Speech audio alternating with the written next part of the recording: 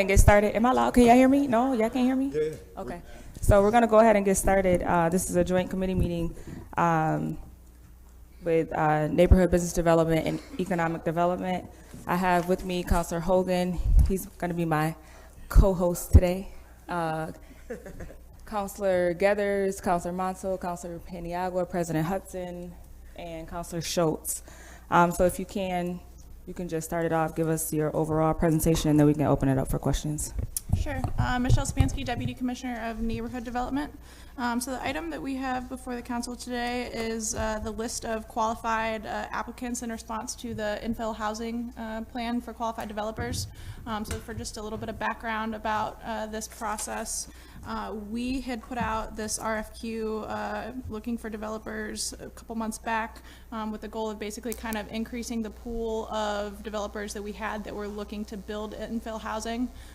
This is for the $11 million allocation that the council had previously made out of ARPA. This would be particularly to support the construction of single-family and two-family scattered site affordable rental properties. We had about a dozen organizations in all that applied for the RFQ. Of those, the majority of them we determined to be qualified on the list that is that we circulated here just now to the council. The firms that were not determined to be qualified, the reasons that we had disqualified them, the only local firm was the Rescue Mission. The reason for that being that the model of housing that they're doing is fundamentally more geared towards supportive housing, and we have other funding sources that are available for them to be able to do the type of work that they're trying to do that we just thought was a better match. And then there was two other more kind of nationally based firms that we did not include just based on kind of some research that we had done with, we had some concerns, the committee had some concerns about management of other properties that they had that seemed kind of problematic, so we didn't particularly want to create an additional precedent for that here. The members on the committee, we had a handful of counselors, so Councilor Geathers, Councilor Caldwell, and Council President Hudson all participated on behalf of the council in the committee. We had a handful of representatives from Neighborhood and Business Development, myself, our Director of Housing, Kimone Jordan, Commissioner Collins, Deputy Mayor Owens, Commissioner OJ from the Assessment Department, and I think that is all. Happy to answer any particular questions that folks have.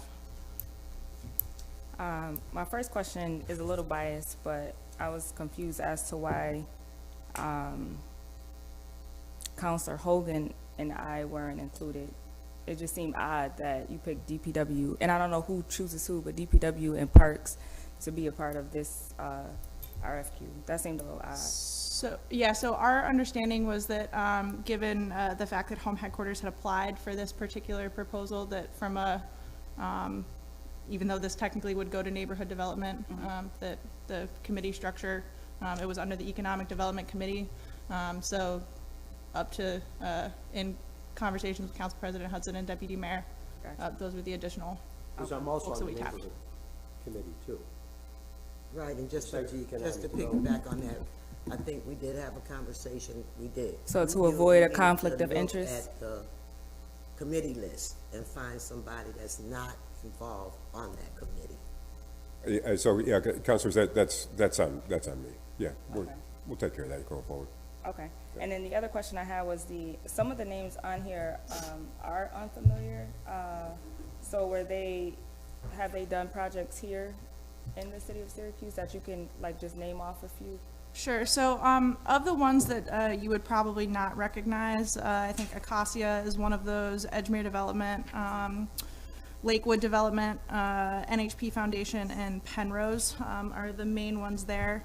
I would say Lakewood Development is probably the closest to being local. They've done things more within the central New York region.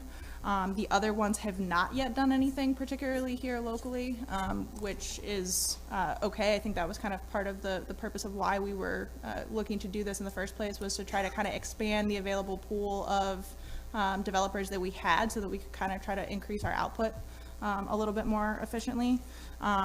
We will still be ensuring that kind of all of the individual projects are in line with kind of the overall mission that we have of the infill development project that we're doing. So really kind of being strategic as far as the sites that we're teeing up for developers.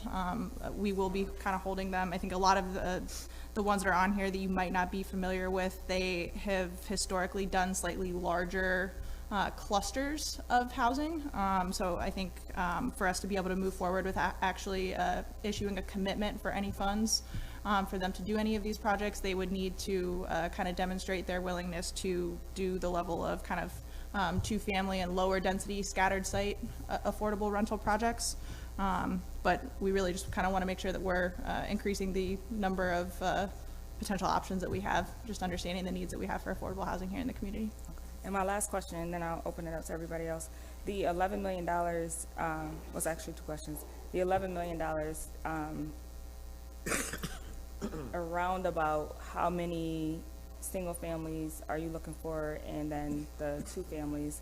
And then the other question is just how you're going to, so are these particular organizations going to bid on like a certain neighborhood, or like how does the process look for the organizations? Sure. So for the infill development plan, all in all, we were looking for approximately 50 single-family homes and 75 two-unit. This is an additional to what we. This is overall. So okay, so the 11 million would be kind of offsetting that. There's other funding sources that are going into that kind of overarching plan, but that's kind of roughly the ratio that we're shooting towards. If I could just add to that real quick. So when we approved, when we brought to you and the council approved the $11 million, we stated that there would be a minimum of 30 houses built out of the funding. And I stood in front of you and said, I promise that that minimum is actually going to be a lot more, simply because if we did just ARPA funding, which no project is likely to come forward with just ARPA funding, the 30 would be what we would hit. Okay. And then your second question was? The process, like how the organizations are going to be able to bid on them. Sure. So some of that I think we're kind of fine tuning currently. So within the 11 million original allocation, we also had a full-time infill housing coordinator position that we added to kind of be in charge of staffing that position. We've issued an offer letter that has been verbally accepted. We're anticipating that that person would be starting right after the first of the year. So I think a lot of the work of that person would be kind of figuring out like the very specific logistics of what that would look like. There's also a little bit of triaging that we're trying to do. There's been kind of priority sites that we've parsed out that we had been thinking from a timing standpoint prior to us putting this out, that we would potentially think about going with one developer or the other. And so some of it is just kind of like there's always a push and pull and shifting of timing. So I think it would really kind of depend on exactly timing of how some of the funding gets issued for some of the other organizations that we've already been talking about. So we've brought the Creekside Landing project to the council before. If for some reason that project were to not be funded, I think understanding that those are major priority sites for us, we would have a conversation around can we consider teeing something else up. So I just want to add that ARPA provided us so many times the history. For those of you who have been here a long time, the cart has led the horse. We get to flip that now, and we get to lead where we want to do the development housing. So many times developers would come to us and say, we have an interest in this particular area, and then we would provide home funding for that project.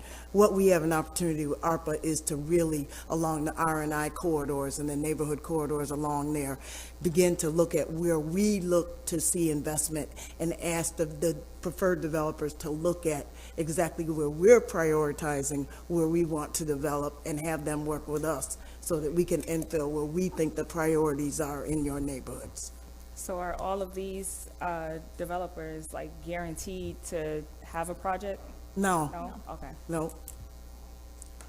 And we could find that we need to do another round. So we want to not just say that we're cutting off here. We may do another round. We're quite honestly concerned about how many contractors there are out there, how much labor is out there to get these projects done. So we see ourselves probably opening this up again.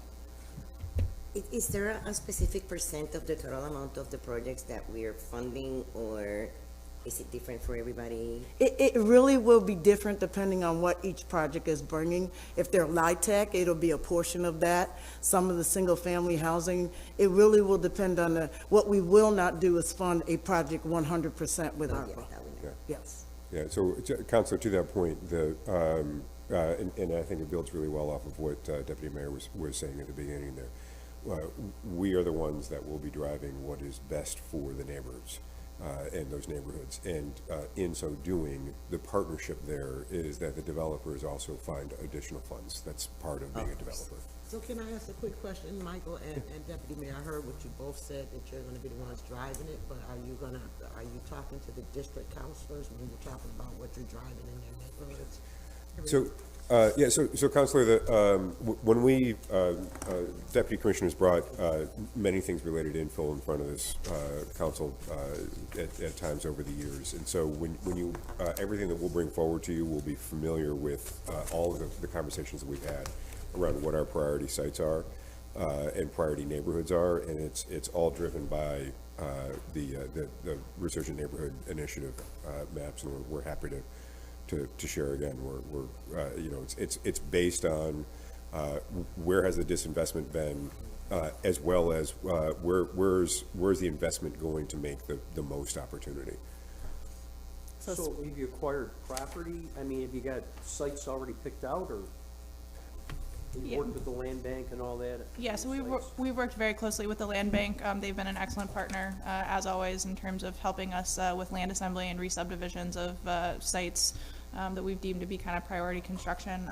We have about 150 sites in all that we've identified as kind of priority that we would like to see happen. I think that's a little bit above and beyond what just with this exact pool of funding would be fully accomplished, but that's what we're looking at this point. Do we see a list of those sites?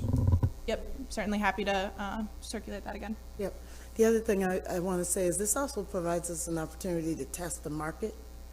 So for the first time, we're going to really look at, and I think Home Headquarters will lead on this, is owner-occupied two families.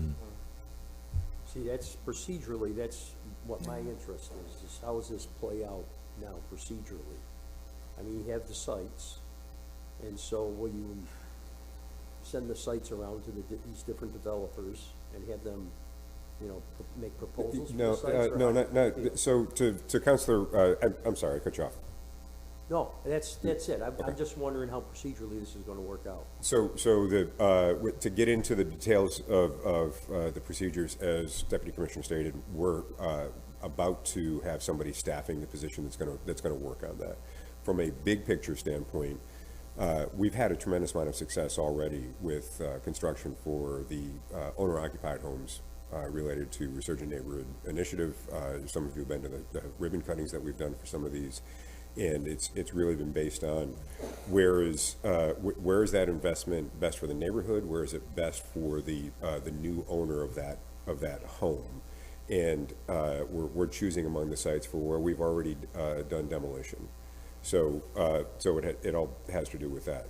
Going forward, it's also going to have to do with everything related to the Resurgent Neighborhood Initiative, as far as us deciding these are the areas where we know from good development, we've got congregational properties, and so it's likely to have some ability to be developed at scale, which is important to basically the bottom line of it becomes very expensive for developers to be hopping to a lot of different sites. That said, we're not looking to use this money to build 100-unit buildings, which is the easiest way to be able to invest the money. That's what puzzles me a little bit. I mean, I know President Hudson and a lot of us have worked with the local labor aspects of different entities and different operations that were, have been proposed. But like Albany's is out of New Jersey, and they're going to be, they're being a developer that's being considered here. Not to knock them, but they're going to have their hands full with the Syracuse Developmental Center. And I don't know if they got a history as far as single family or two family. That was going to be my next question as well, as far as, the local participation with our MWBs and things that we have here. Is there going to be, Oh, absolutely. and then inclusive with them? Yeah, Okay. yeah, absolutely. And Councilor, frankly, that's why it was important for us to have you on this. Gotcha. On this committee, is your professional expertise in that, so without a doubt. To your point, Counselor, we have had a tremendous amount of interest from businesses of all types, including developers in Syracuse over the last 5 years. And so it was not shocking to us that we got a healthy response from developers all across the Northeast that are seeing the growth of Syracuse and what we're doing here. And so from the standpoint of, are they qualified? Absolutely. Will they get a project? That's a very different story. Well, I imagine everybody on this list is qualified. I'm just wondering if local labor will get, more qualified in consideration. So the local labor is 100% necessary for any, no one, we're not hiring somebody that's going to be saying, hey, what we're going to do is we're going to import all the labor. Well, that happens sometimes, Michael. It does, I agree with you. And It does not happens a throw in. lot. I mean, you can look at the VA hospital and the other places where, you looked at the license plates and everybody's from Michigan and Illinois and all that. And I hate to see that in the near west side or anything like where we have. Could not agree with you more, Counselor. I would say, I would challenge us to find something that has been housing-related funding through our department where that's been the case. Is there stipulation in the contract that says just that? So this is when we get into the procedures. We do not have contracts. So we're simply not at that point. We're not bringing forward any project that does not have the local labor that we're interested in having. The other thing about this, one, is that it's a catch-22. Two, at some point, with everything going on, we're going to be at a drought of labor. It's just practical that that's going to happen. But the other thing is that there were project developers that came before the committee that we did not pick because they were massive operations that would be a cookie-cutter shop, actually, to bring in and do huge developments. That's not what we're looking for. Deputy Mayor Albany's. We were surprised to see them apply. We were surprised to see them apply. But we looked at them and said, let's put them on as a preferred developer. I don't know if they have another operation that can do some single-family homes. I don't know what the purpose, but we did not want to kick them off the list. But again, the best part about this project is that we determine what projects are going to go forward. So they're going to have their hands busy up on. They may even come to us asking for some of the ARPA to be used for that project for some single-family homes. I don't know, but we did not want to take them off the list because we weren't sure where that would lead. Well, if I would suggest that there might be a situation where a waiver would have to be submitted to somebody regarding, the waiver of the local labor requirements. There isn't any requirements, though.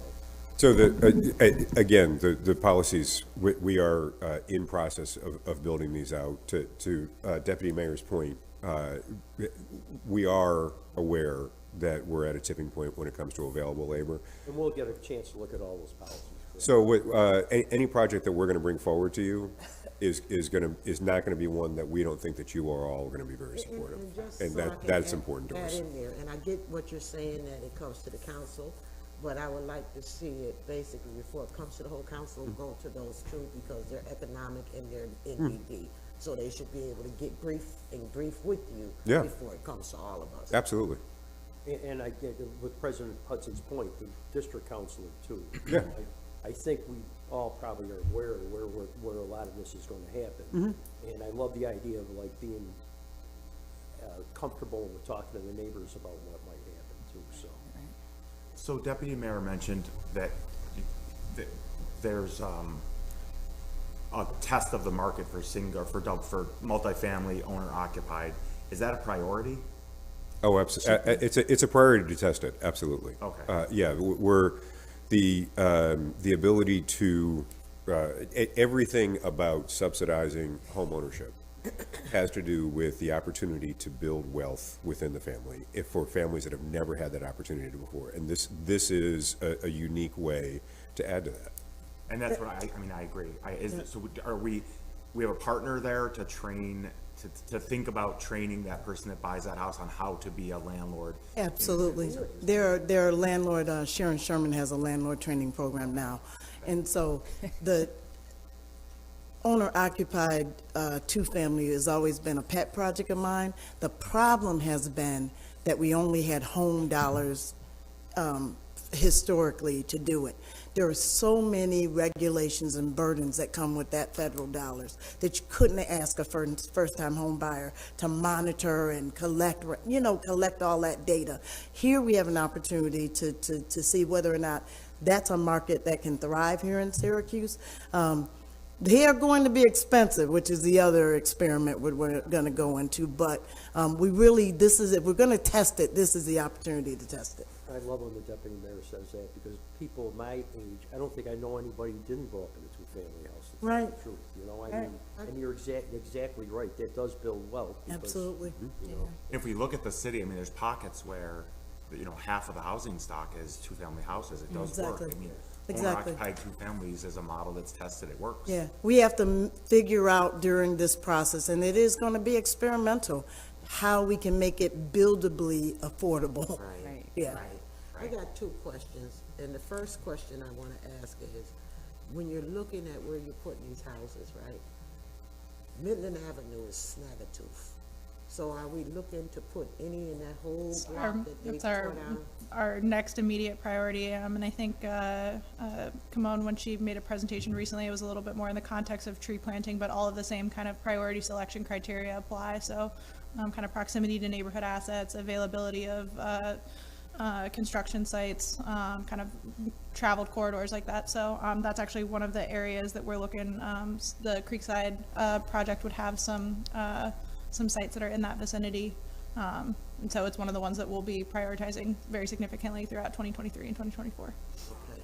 Caitlin just wanted to remind us that the biggest gap on Midland Avenue, and Caitlin, you could come up and say this, is the Creekside Commons project will take up. But to the point of these areas where there's been divestment and there are big holes in them, the other thing we want to make sure, counselors, is that we don't build houses that the homeowner is fighting to survive by themselves.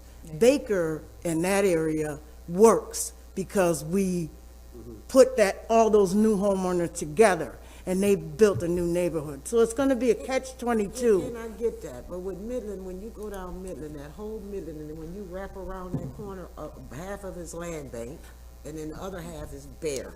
So part of that problem is going to be resolved with this new project. But even as we look at other areas like a Midland Avenue, for example, there are other areas on the north side we can have this conversation about. We have to look at it in a way that we can build a community at the same time, so those new homeowners don't feel on their own, whether that be building the new construction and we can't do anything else but a couple houses. Let's get control of what else is around there, so at least we have oversight over the properties around them. I don't want to, it's hard enough to be a first-time home buyer, but to put them in a neighborhood where they're the only home buyer. Now, there are we're going to look for spots where we can fill in one tooth and the rest of the neighborhood is stable, to give them some support around them. But I don't want to set up new home buyers by Baker works because that is a whole new neighborhood. And you brought up the north side, and I'm going to touch on this. I mean, I know they're not on the list because they weren't ready yet, but at some point when you said there may be a second round, I know Hope Print is actually looking to start doing development. So And we also have that kind of prioritized within our next year funding allocations, particularly the projects that they're looking to do on Alvord Street. So the way that we've really talked about the north side is I think that there's slightly different strategies that we have to use. We very much recognize that there's significant need there, much like there is throughout the rest of the city.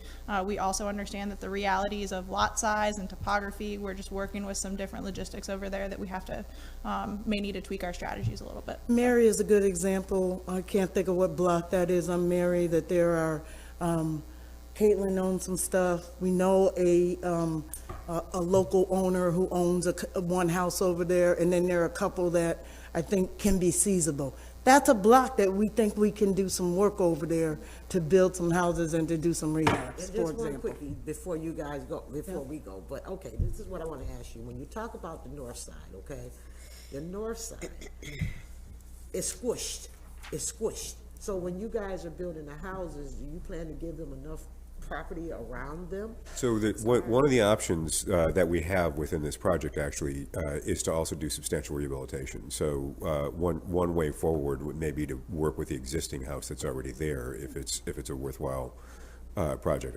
Many of them won't be, in which case we'll do what we do across the entire city, which is to be able to re-subdivide lots. And the examples that Deputy Mayor just gave on Mary Street are sites where that may be the best way to go. They might be shallow, but if we're able to put a few lots that are next to each other subdivided together, we can still end up with the space that we need. And in some communities, they were built historically, and they're small lots, and sometimes we're gonna be confined by a small lot, and that would determine whether or not we go there or not.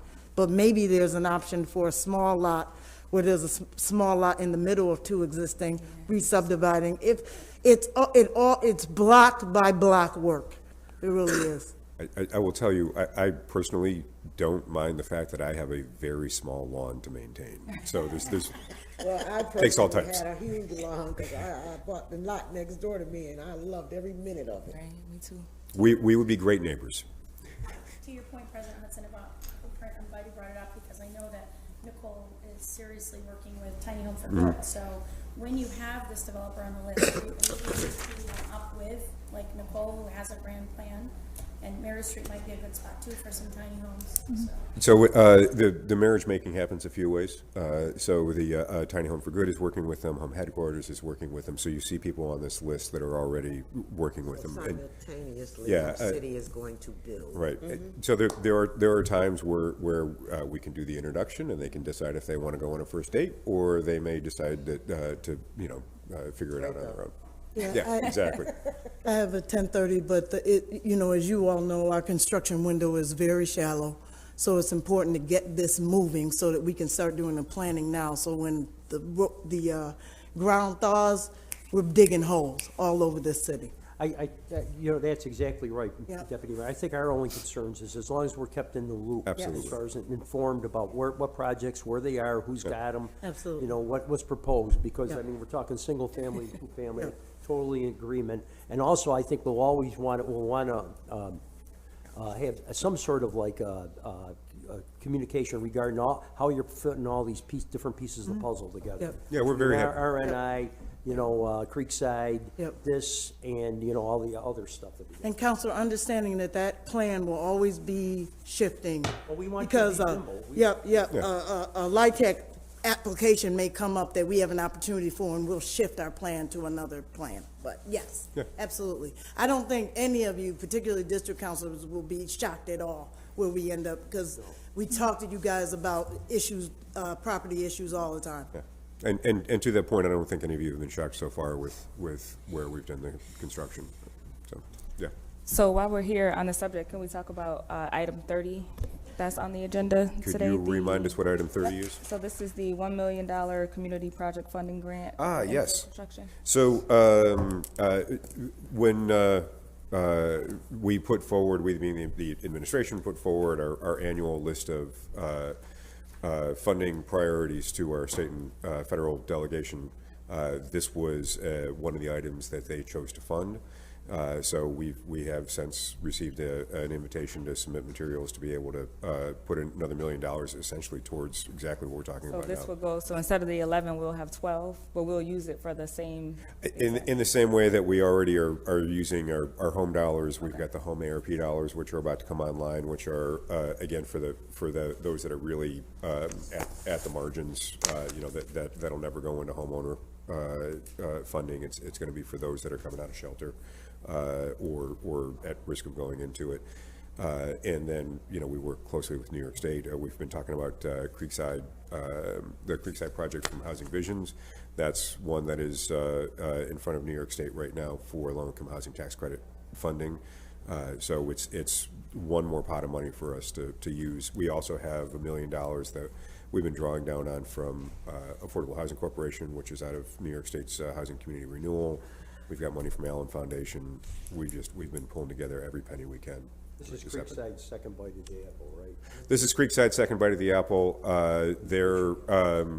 They scored well the first time around, of what we understand. So, and we know that they've been working very closely with HCR on making sure that they're putting their best foot forward on it. Good. Yeah, we're confidently hopeful. Do you have a sense of the timeline from here? What's gonna happen next? So, from what's going to happen next, the most immediate is filling the position so we can have a point person dedicated for this. That is number one. That's going to, we have a lot to be able to support that person in coming up to speed. They still have, as we've talked about already within this committee, they still have some work in front of them around creating that structure so that we are continuing to drive this so that as a collective, we're able to make sure that this investment goes where we all want it, as opposed to where the developer feels it's most profitable. Commissioner, that's going to have to be a first-round draft choice, and we're dependent on you guys to do that. We only go for first-round draft choice. Usually, we've got a good Absolutely. record in that. It's we're trying to be the Brandon Bean of hiring when it comes to. And then for potential projects chosen, what's their next step? I mean, what happens now? Well, so Creekside Common is a perfect example. That's a very complicated project. So we'll be coming. It's a large project. Yeah, it's a large project. It ticks all the boxes of being able to do really important work that really very few, if any, other developers want to take on because of how complex it is. So that's one where we'll come forward and we'll say, hey, we need to be able to put some of this money towards that project, assuming that the LIHTC funding is coming through on it. So you meet with this list of people independently to see where they are with their projects and then make choices from there. So I don't know if there's anything else that you want to say on it. I would say I don't want to get too far ahead of myself until we've got these policies built out, but it will be NBD driving where and what types of projects are prioritized first.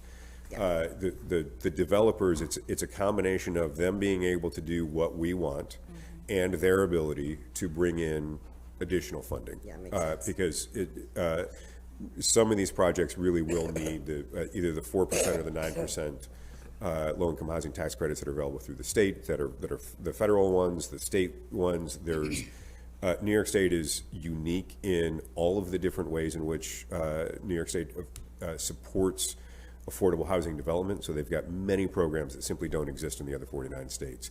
And so the developers that are savvier in being able to access that are going to be well positioned. But then we talked about the north side, right? And the fact that we may be looking to do some substantial rehabs and a tiny home for good with a hope print, not to publicly say that's what we're 100%, but that's the type of, theoretically, it's the type of stuff that we're looking to support from a creative standpoint.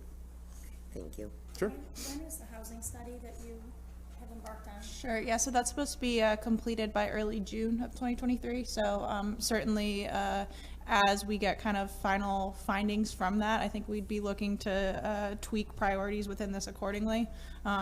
Everything that we have kind of in front of us at this point indicates that the need is really for the single and two family kind of scattered site rentals. But if we were to get additional data kind of that would suggest that we need to think about slightly larger densities, like something more in the neighborhood of 3 to 4 units or 4 to 5 units, certainly we'd prioritize that accordingly based on as that data comes in. Because with the impact of Micron, they're talking 9,000-10,000 units in the city. And a lot of 3/4 of them might be people who want apartments. Yep. So that's kind of part of what I think the housing study is very well timed to be able to kind of help us parse through some of that and identify.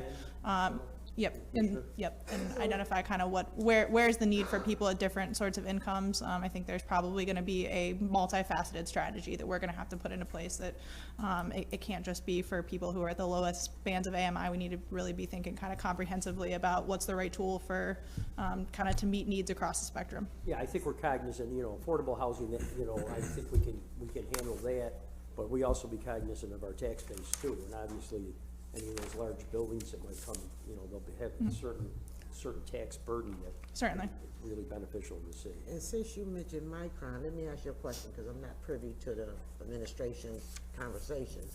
So when Micron come in, we understand that there are gonna be housing needs, and everybody is not gonna wanna live out in suburbia. So have we talked to Micron about maybe, you know, because they just, you know, doing a lot of good stuff. Are they gonna work with us to build? So the administration is in a few different ways. Deputy Mayor is one of the point people on that. Yeah. So I can't talk to the specifics. What I can say is we've got good open lines of communication around it. Many different things. We think one of the ways that there may be support would be through the community benefit projects that will be funded both through Micron, but also through New York State. And so it's still very early in that is what our current understanding is. One more question, if I could. So the two-family rental units, is that freestanding or is that part of a complex? Just two-family houses. Oh, yeah, two-family houses, certainly we expect some of them will be built in proximity or next to each other. But Like a duplex type Yeah. thing? I think some of the designs for the Creekside project in particular are a little bit along the lines of a duplex, kind of side by side, just kind of based on the feedback that I think Housing Visions has gotten from some of their tenants, particularly because they are a little bit larger sized and can accommodate families. There's a little bit more appetite for the side by side as opposed to if you're the bottom floor living underneath somebody who's. I think duplexes would be nice. Yeah. I like the old style. I like duplexes. I grew up in a duplex. You like the old style until you live downstairs from noisy neighbors. Okay. Yeah. And I do want to say, I was always upstairs.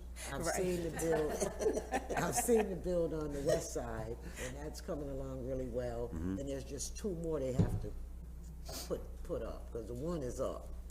It's just two more. Is that you, Caitlin, or is that? Oh, is that Green Corners? Green Corners. Green Yeah, Corners, that's- yeah. Yeah. So, yeah, I've been watching the progress of that as I drive by there. So. And who has the one on Gifford? It's a nice brick house. I want that house. It's Yeah, off the occupied? top of my head, I'm not sure. On Gifford, it's brick too. Ooh. All right, we'll take a look. Almost on I've the- seen that, yeah. You seen it? Yeah. I want that house. Sure, it's not Merriman? No, it's Gifford. It's a land bank house? I don't know who it belongs to, but I see people going in and out of there. I see boards up, then I see the boards down, and you've seen it. It's on Gifford, right? Yeah, I Is think it Gifford or Seymour? it's Seymour. No, There's a lot of projects that we've had queued up in that area or that have been done at different points in time, so I don't know off the top of my head, but we can confirm. I And want that house. it is a very pretty one. I know somebody that Yeah. rented it in the past, so I've been in the house. It's really nice. To speak to the success of what we've been able to do, how wonderful is it though that we've been able to fund projects where you're able to sit here and say, I want that one, right? That's because that's the quality that we've been working to build, so that everyone around us that is The at that house. point is able to have a house where they're like, oh man, But it's brick. That's phenomenal. There are not many brick houses around here. All right, any other questions? You good? No, I don't. You've done a Okay. great job running our meeting. Oh. Good job, co-host. He said, our meeting, I hear you. All right, thank you, guys. thanks. Thank you. I gotta run home, I gotta So pack then this. we stay for what's coming next? Yep. Yeah, I'm.